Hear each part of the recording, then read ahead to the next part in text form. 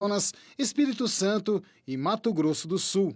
A avaliação da habilidade do candidato na hora de estacionar é feita numa área demarcada por estacas. Agora, mesmo sem espaço pré-definido, o aluno ainda deverá parar o carro na rua, próximo ao meio-fio, pelo menos uma vez durante o trajeto da prova. Essa é uma das mudanças promovidas pelo Conselho Nacional de Trânsito no final do ano passado. A alteração está sendo adotada gradativamente pelos Detrans dos estados. Com o novo critério, o candidato que podia perder até 3 pontos na prova prática, agora pode somar 10 pontos negativos, sendo 4 para infração gravíssima, 3 para grave, 2 para média e a leve perde 1 ponto. No exame prático, a gente tem total interesse de continuar com muito foco na atenção do condutor. Como é que a gente objetivamente consegue aferir isso? Ele está dando a seta, ele está olhando o retrovisor antes de iniciar uma manobra, ele consegue parar no local que ele precisa parar, atenção de fala, o examinador fala, por favor, estacione aqui. Às vezes o candidato, por falta de atenção, deixa a área de local de estacionamento que o examinador solicitou e passa reto. Nesse momento ali, ele acaba descumprindo uma etapa do exame. A nova regulamentação também passou a permitir o uso de carros automáticos na prova prática. Tudo para facilitar a vida de quem quer tirar a CNH. Essas mudanças entram em vigor ao mesmo tempo da divulgação de estatísticas de acidentes fatais no país pelo Ministério da Saúde.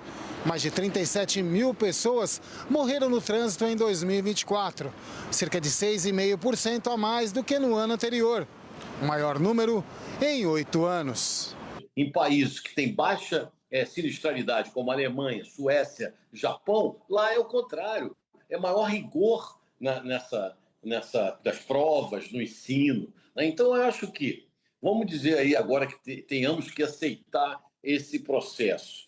Ele deve vir acompanhado, pelo menos, de avaliação prática mais criteriosa, né? A fiscalização mais efetiva, educação continuada, um monitoramento estatístico pós-ações, pós-resolução, essa mudança, para você entender o processo. Né? Eu não entendo que tudo isso venha a ser... vai desburocratizar, vai facilitar, dar acesso. Olha, isso aí é questionável. Hélida, se fosse assim, quando eu fui tirar a carta, eu teria passado de primeira.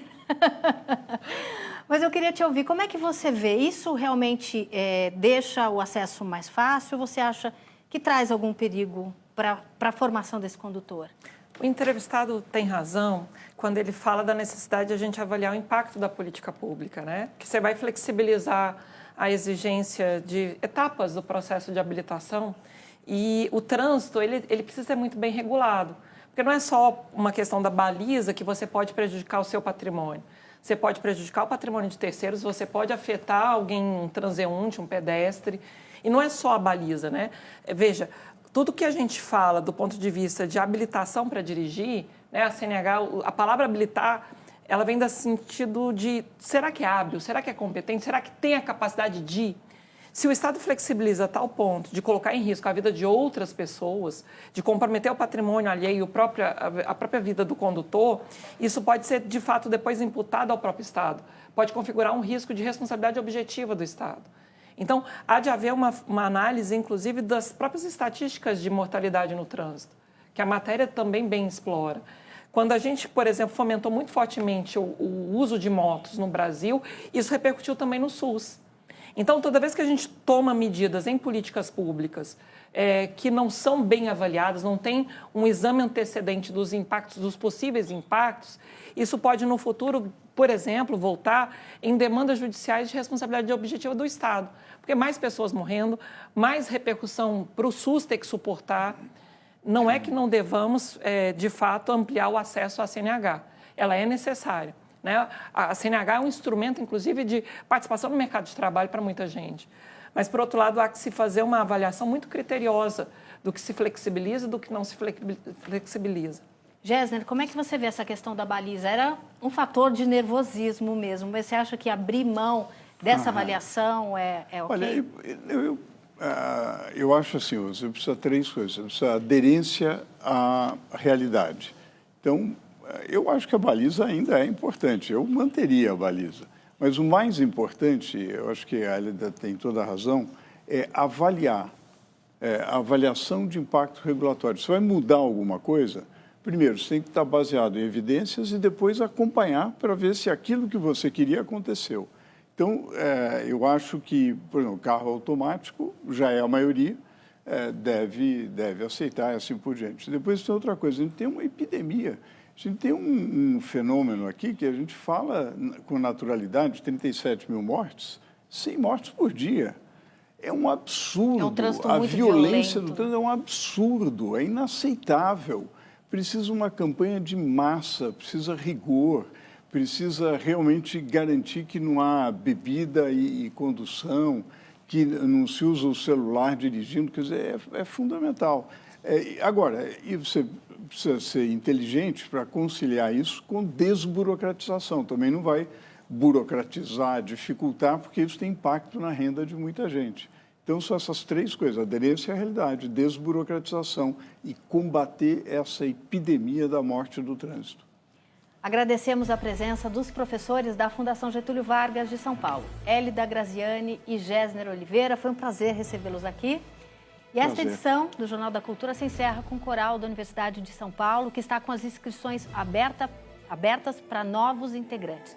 O grupo, que é um dos mais tradicionais do país, existe desde 1997. Para participar, não é preciso ter formação em música, apenas afinação, disponibilidade e vontade de aprender. Obrigada pela companhia. O Jornal da Cultura volta amanhã. Você fica agora com o Metrópolis.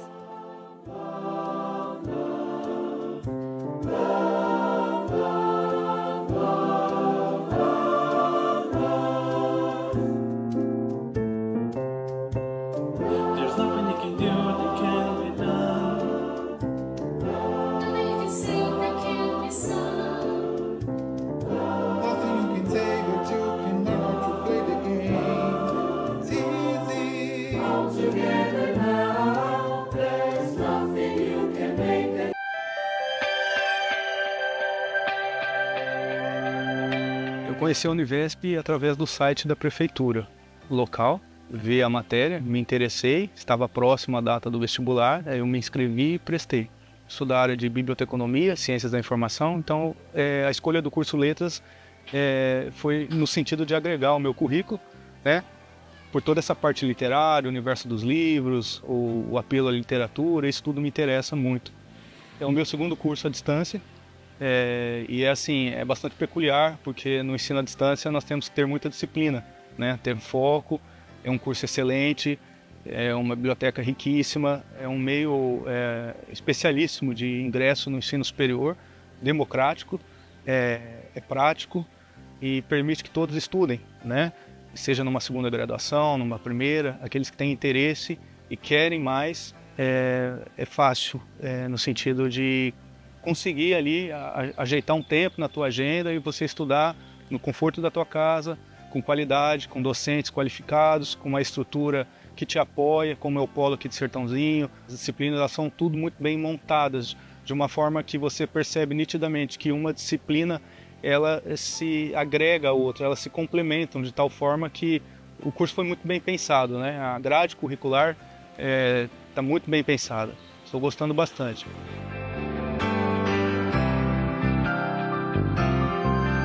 Eu sou Univesp.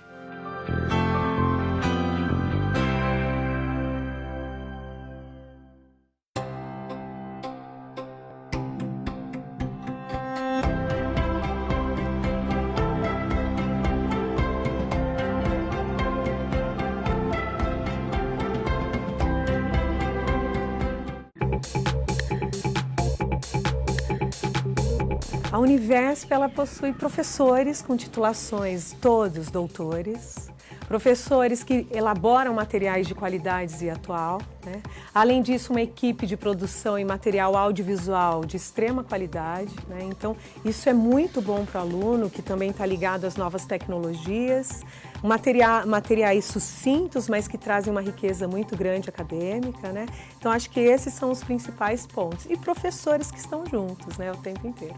A espécie humana, além de todos os sistemas que compõem a biosfera, ele vai constituir 2 sistemas. A rotina, quando a gente fala em EAD, ela exige muito disciplina, o presencial também, mas o EAD em especial, o aluno ele tem que criar uma rotina de estudo, de acordo com o horário dele, a flexibilidade dele. Então são 3 dias na semana, de tais a tais horas. Ele tem que fazer isso sempre, senão ele não consegue acompanhar. Porque se eu olho o meu planeta e eu não olho as outras espécies a partir do que eu vou realizar com o meu trabalho, eu vou causar uma grande problemática ambiental. Primeiro, fazer todas as etapas de realização das atividades avaliativas, leitura do texto básico, videoaula, os vídeos disponíveis, participação dos fóruns, né?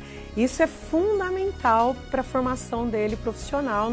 Além dessas competências que ele vai adquirir profissionalmente, é fundamental que ele seja proativo, fundamental que ele trabalhe em equipe, fundamental trabalhar a inteligência emocional, que hoje é o grande diferencial, né? Eu diria que mais até importante que as outras competências, né? É a inteligência emocional.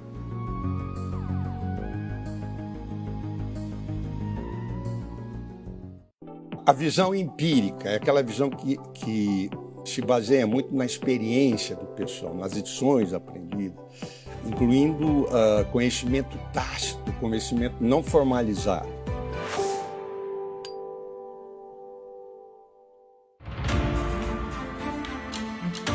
Espaços dedicados à arte e à cultura têm um papel fundamental na conexão entre pessoas e histórias. O Itaú Cultural, por exemplo, se tornou um ponto de referência. Desde a sua inauguração, o museu já recebeu mais de 9 milhões de pessoas. E quem visita o local costuma se encantar com a diversidade de atividades e histórias que celebram a cultura brasileira.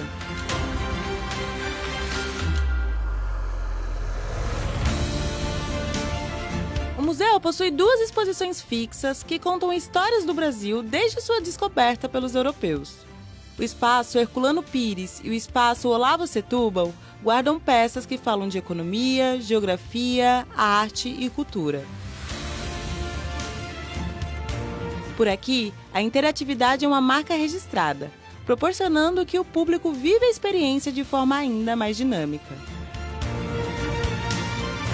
É um espaço muito agradável, aqui fica situado na Avenida Paulista, uma das principais avenidas, né, de São Paulo, que por si só já é muita coisa, né? Assim, a gente pode fazer um passeio cultural pela avenida e conhecer um pouco mais da cidade, né? Aqui a gente tem uma programação muito variada que retrata um pouco do Brasil.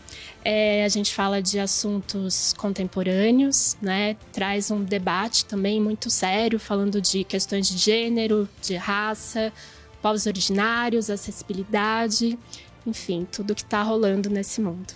Além das exposições, o Itaú Cultural também conta com vários tipos de atividades. Para quem busca conciliar entretenimento e conhecimento, o local também oferece programação de cinema, teatro, cursos e até mesmo um museu de numismática, com cerca de 7 mil itens para enriquecer ainda mais essa experiência cultural. Entre as personalidades já homenageadas pelo local, podemos citar Conceição Evaristo, Naná Vasconcelos, Lia de Itamaracá, Sueli Carneiro e Paulo Freire. Esses grandes nomes fizeram parte da Ocupação, um espaço que homenageia a vida e obra de pessoas que marcaram a literatura, cinema, música e teatro. A gente sempre busca uma curadoria diversa, né? Pensando em diversidade.